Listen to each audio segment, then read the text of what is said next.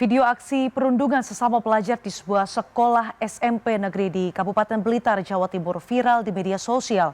Ironisnya aksi tak terpuji ini dilakukan di lingkungan sekolah saat masa pengenalan lingkungan sekolah atau MPLS.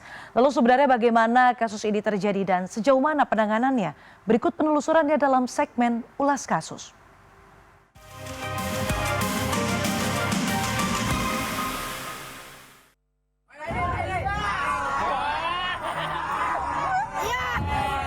Inilah aksi perundungan yang menimpa seorang pelajar kelas 7 SMPN Doko Kabupaten Blitar, Jawa Timur yang viral sejak minggu lalu.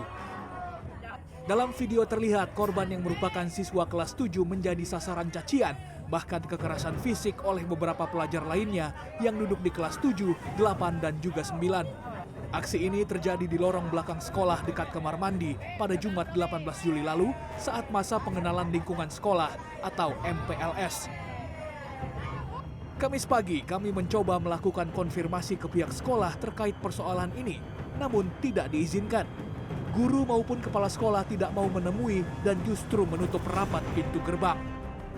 Pemirsa, saat ini saya berada di depan sekolah SMP Negeri 3 Doko. Ya, dapat saya jelaskan bahwa saya tadi sudah izin untuk memasuki area sekolah, namun tidak boleh atau tidak diizinkan oleh satuan pengaman sekolah. Jadi dapat saya jelaskan bahwa di sekolah ini, tepatnya berada di belakang saya ini merupakan kamar mandi yang dekat dengan bagian belakang dan pagar sekolah.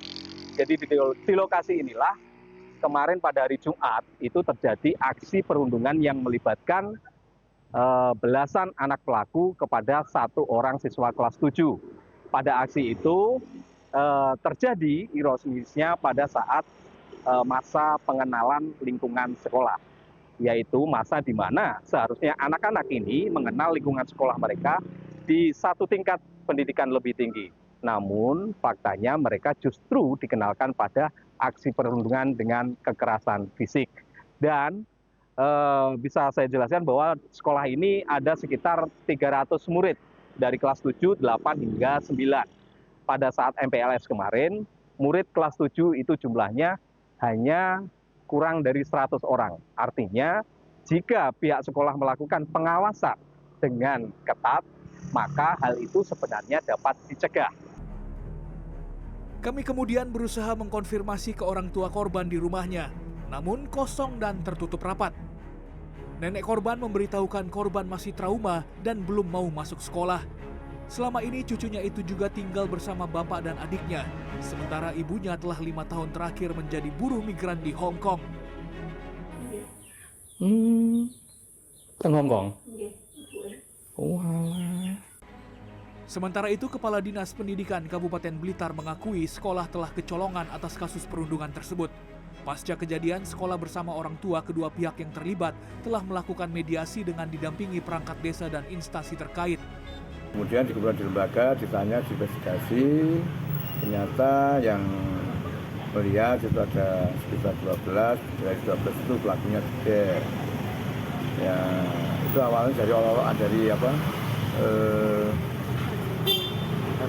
tadi mereka awal ya terus mungkin kejadian terus mungkin jajak minggir sehingga gurunya ya nggak tahu. Sementara Dinas Pemberdayaan Perempuan, Perlindungan Anak, Pengendalian Penduduk, dan KB Kabupaten Blitar telah melakukan pendampingan serta pemeriksaan fisik korban ke rumah sakit. Unit Perlindungan Perempuan dan Anak juga melakukan pendampingan psikologis jangka panjang terhadap korban. Sejauh ini, Kepolisian Resor Blitar telah melakukan olah TKP. 18-20 saksi telah diperiksa. Korban juga sudah divisum. Tentunya karena ini melibatkan anak-anak, ya pelajar, kita bersama dengan dinas sosial, dinas pendidikan, unit perlindungan perempuan dan anak, ya bekerja sama.